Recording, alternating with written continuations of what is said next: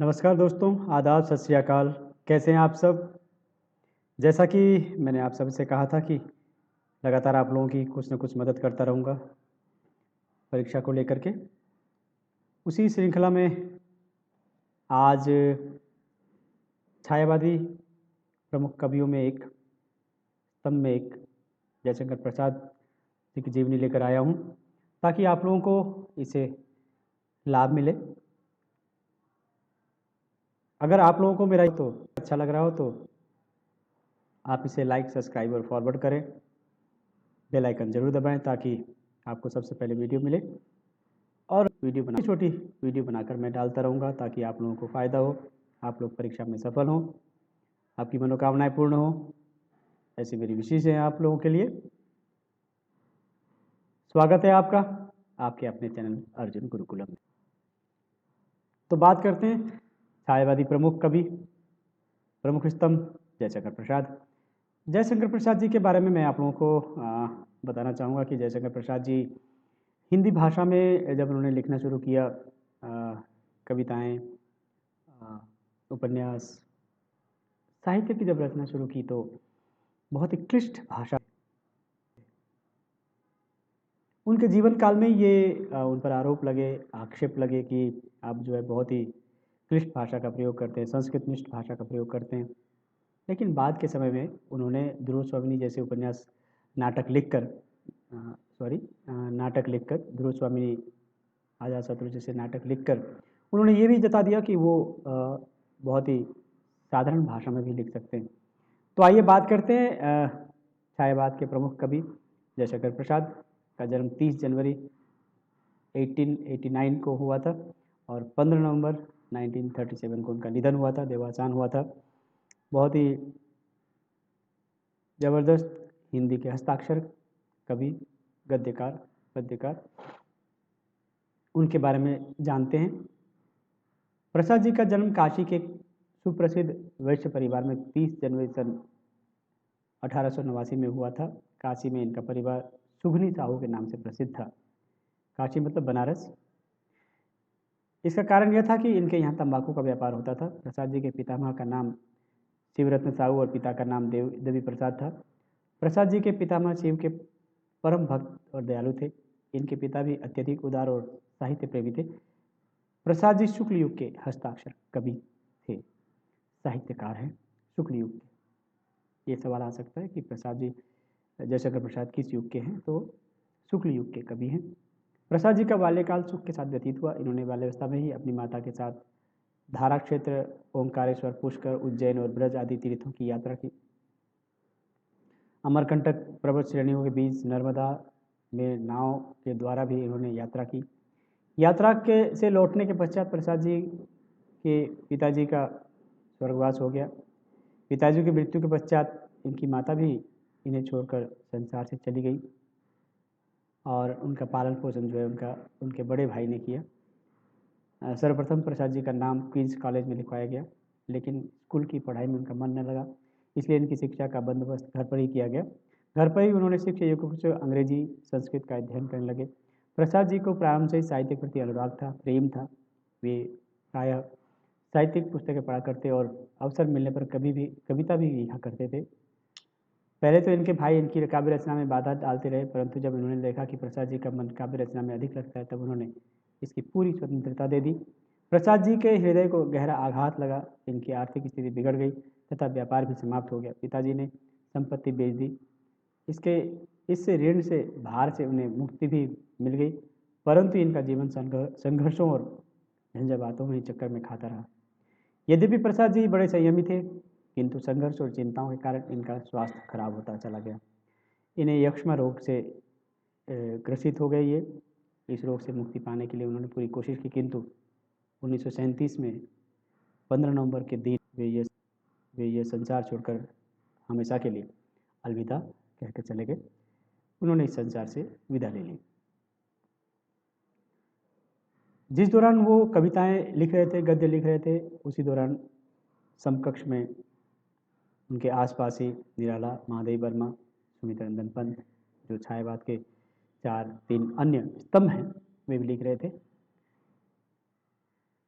उनकी कविताओं को पढ़ने और देखने के बाद लगता है कि वो बहुत ही विद्वान संस्कृत निष्ठ भाषा का प्रयोग करते थे और उन्होंने जीवन काल में कहा कि हाँ, मैं लिखता हूँ, क्लिष्ट लिखता हूँ, संस्कृत निष्ठ लिखता हूँ, लेकिन बाद में उन्होंने बहुत ही सरल भाषा में भी साहित्य की सृजना की। तो देखते हैं कि कृतियाँ कौन कौन सी काव्य, प्रेम पथिक, करुणालय, महाराणा का महत्व, चित्राधार, कानन कुसुम, झरना, आंसू, ये सब प्रसिद्ध, लहर, कामायनी, ये प्रसिद्ध काव्य हैं। उसी तरह से उन्होंने कहानी जो लिखी, आंधी, इंद्रजाल, छाया, प्रतिध्वनि, प्रसाद जी की अंतिम कहानी सालवती है। उपन्यास में भी उन्होंने हाथ आजमाया, तितली, कंकाल, इरावती उपन्यास लिखे जयशंकर प्रसाद जी ने। नाटक सज्जन, कल्याणी, परिणय, चंद्रगुप्त, स्कंदगुप्त, अजातशत्रु, प्रायश्चित, जन्मेजय का नाग यज्ञ, विशाख और ध्रुव स्वामिनी नाटक जो है वो बहुत खेला गया, बहुत प्रसिद्ध हुआ, रंगमंचों में माध्यम से दिखाया गया। जो जयशंकर प्रसाद जी पर क्लिष्ट भाषा, टफ भाषा, संस्कृतनिष्ठ भाषा लिखने के जो आरोप थे वो ध्रुव स्वामिनी जैसे नाटकों ने धो दिया। उन्होंने ध्रुव स्वामिनी जैसे नाटक लिखकर ये बता दिया कि वो सहज भाषा में, सरल शब्दों में भी लिख सकते हैं। और ध्रुव स्वामिनी बहुत खेला गया, बहुत नाटक खेला गया। हिंदी जगत में ध्रुव स्वामिनी का एक अलग महत्व है। जैसे मोहन राकेश का आषाढ़ का एक दिन बहुत खेला गया, जिस तरह से कोर्ट मार्शल नाटक बहुत खेला गया, उसी तरह से ध्रुव स्वामिनी भी बहुत खेला गया एक समय में। निबंध, काव्य कला एवं अन्य निबंध रचनाएं, प्रसाद जी की रचनाओं का संक्षिप्त परिचय इस प्रकार अगर हम दें तो इससे आप लोगों को थोड़ी सी उन काव्यों के बारे में पता लगेगा कि आंसू, लहर क्या है, उसमें क्या है। कामयानी सबसे सफल, सबसे अक्षय कीर्ति का स्तंभ है। कामयानी के बाद बहुत ही प्रसिद्ध हुए जयशंकर प्रसाद जी, अपने आप में महान कृति है। भाषा, शैली और विषय तीनों ही दृष्टि से बहुत ही विश्व स्तरीय अद्वितीय ग्रंथ है। कामयानी में प्रसाद जी ने प्रतीकात्मक पात्रों के द्वारा मानव के मनोवैज्ञानिक विकास को प्रस्तुत किया तथा मानव जीवन में श्रद्धा और बुद्धि के समन्वित जीवन दर्शन को प्रतिष्ठा प्रदान की है। आंसू कवि के मर्मस्पर्शी वियोग परक उद्गारों का प्रस्तुतिकरण है। लहर, यह मुक्तक रचनाओं का संग्रह है, मुक्तक रचनाएं। झरना, प्रसाद जी की छायावादी शैली में रचित कविताएं इसमें संग्रहित हैं। उसलिए जो छायावाद के जो 4 स्तंभ हैं माने जाते हैं। लहर यह मुक्तक रचनाओं का है। झरना प्रसाद जी की छायावादी। चित्राधार प्रसाद जी की ब्रज संग्रह है, कविताओं का संग्रह है। अब देखते हैं गद्यों में भी प्रसाद जी के प्रमुख नाटकों में जो मैंने पहले भी बताया, कहानी संग्रह, प्रतिध्वनि, छाया, आकाशदीप, आंधी तथा इंद्रजाल उनके कहानी संग्रह हैं। उपन्यास तितली और कंकाल मैंने बताया था। निबंध, काव्य और कला, तुलसीदास की समन्वय भावना, कवि नागार्जुन के गांव में, ये उनकी रचनाएं हैं। उनको कामयानी के लिए मंगला प्रसाद पारितोषिक से सम्मानित किया गया। इस तरह उन्होंने अपने जीवन काल में बृहद और बेहतरीन साहित्य की सृजना की और छायावाद के स्तंभ कवि बने। अन्य कविताओं में उनकी विनय, प्रकृति, प्रेम तथा सामाजिक भावनाएं। कानन कुसुम में प्रसाद ने अनुभूति और अभिव्यक्ति की नई दिशाएं खोजने का प्रयत्न किया। इसके अनंतर कथाओं का समय आया है।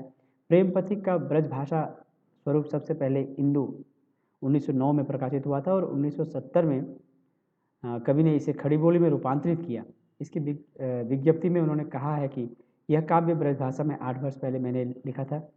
प्रेम पथिक में एक भावमूलक कथा है जिसके माध्यम से आदर्श प्रेम की व्यंजना की गई है। भाषा शैली में जिस प्रकार प्रसाद जी के साहित्य में विविधता है, उसी प्रकार उनकी भाषा ने भी कई स्वरूप धारण किए हैं। इनकी भाषा का स्वरूप विषयों के अनुरूप ही गठित हुआ है। भाषा जयशंकर जी ने जो विषय लिया, भाषा को उसी रूप में लिखने की कोशिश की। शब्दों का तत्सम, संस्कृत के शब्दों का उसी तरह से प्रयोग करने की कोशिश की। प्रसाद जी ने अपनी भाषा का श्रृंगार संस्कृत के तत्सम शब्दों से किया है। भावमयता इनकी भाषा शैली, प्रधान विशेषता है। भावों और विचारों के अनुकूलित शब्द इनकी भाषा में सहज रूप से आ गए हैं और जहाँ जहाँ जिस भाषा की जरूरत पड़ी उसी तरह की भाषा का प्रयोग किया है प्रसाद जी ने। मुहावरों और लोकोक्तियों के प्रयोग न के बराबर है। विदेशी शब्दों के प्रयोग में भी इनकी भाषा में नहीं मिलते। पूर्ण रूप से स्वदेशी कहे जा सकते हैं जयशंकर प्रसाद जी, और अपनी भाषा, अपनी मातृभाषा, अपनी संस्कृत, अपने पर गर्व करने वाले थे। लोकल पर वोकल कह सकते हैं, मतलब वोकल फॉर लोकल कह सकते हैं कि उन्होंने कभी मुहावरों का, लोकोक्तियों का प्रयोग नहीं किया। विदेशी शब्दों का प्रयोग उन्होंने बिल्कुल नहीं किया अपने साहित्य में, बहुत कम, कहीं हुआ होगा तो बहुत इक्का दुक्का। अपनी भाषा, अपनी संस्कृति, रिवाज पर गर्व करने वाले जयशंकर प्रसाद जी थे। उन्होंने बहुत ही बेहतरीन साहित्य की रचना की और सबसे बड़ी बात यह है कि उन्होंने साहित्य के अनुरूप शब्दों का और भाषा का प्रयोग किया। किस तरह की साहित्य रच रहे हैं, किस तरह के भाव हैं, उन भावों को उन्हीं शब्दों से परिमार्जित और मार्जित करने की कोशिश की है। उन्हीं शब्दों से, उन्हीं भाषाओं से, उन्हीं माध्यमों से जिसकी जरूरत उन्हें लगी उसका उन्होंने प्रयोग किया और बखूबी प्रयोग किया। जयशंकर प्रसाद ही नहीं बल्कि हिंदी साहित्य में बाकी कवियों ने भी उस वक्त के भाषा के अनुरूप जिस भाषा की जरूरत थी उसका प्रयोग किया। ये एक सबसे बेहतरीन नज़ारा देखने को मिलता है जयशंकर प्रसाद के उपन्यास हो, कहानी हो, निबंध हो, नाटक हो, काव्य में, गद्य में, दोनों जगह। तो वो अपनी भाषा पर गर्व करते थे, स्वदेशी थे। बांग्ला साहित्य में जो स्थान रविंद्रनाथ ठाकुर का और रूसी साहित्य में जो स्थान तुर्गनेव का है, हिंदी साहित्य में वही स्थान प्रसाद जी का है। बहुत बड़ी बात है।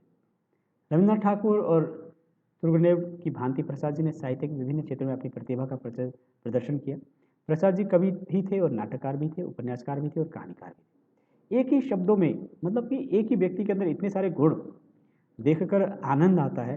हिंदी साहित्य के विद्यार्थियों को ये महसूस करना चाहिए कि हिंदी साहित्य में एक ही व्यक्ति, एक ही समय में नाटककार भी है, उपन्यासकार भी है, कहानीकार भी है, कवि भी है।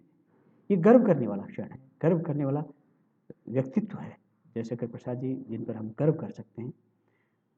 और इसमें संदेह नहीं कि जब तक हिंदी साहित्य का अस्तित्व रहेगा प्रसाद जी का नाम संभव नहीं हो सके।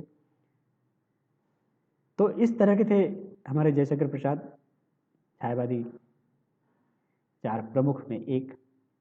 जो लिखा, जो कहा, जिन शब्दों का प्रयोग किया, जिस भाषा को उन्होंने लिखा, जहाँ जो भाषा की जरूरत हो वहाँ उसका प्रयोग किया, धड़ल्ले से किया।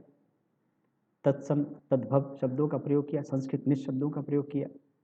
अरुण या मधुमय देश जैसे कविताओं को लिखा। ध्रुव स्वामिनी जैसे नाटक लिखे, कामयानी जैसे ग्रंथ दिए हम लोगों को। तो निश्चित रूप से छायावाद के प्रमुख कवियों में एक जयशंकर प्रसाद साहित्य आज हमने देखा। आप लोगों को परीक्षा में अगर आए आंसू, कामयानी, झरना किसकी रचना है ना? कानन कुसुम, लहर, आंधी, इंद्रजाल, छाया, प्रतिध्वनि किसकी रचना है? तितली, कंकाल, इरावती। नाटक सज्जन, कल्याणी, चंद्रगुप्त, स्कंदगुप्त, अजातशत्रु, प्रायश्चित, जन्मेजय का नाग यज्ञ, विशाल, ध्रुव स्वामिनी। तो आप लोग धड़ल्ले से लिख सकते हैं ये जयशंकर प्रसाद के, और अपने एक नंबर अपने खाते में डाल सकते हैं। और इस तरह से आपकी धीरे धीरे जो कामयाबी है वो पूर्ण होगी और आप सफल होंगे। बहुत बहुत शुभकामनाएं। वीडियो थोड़ी सी लंबी हुई होगी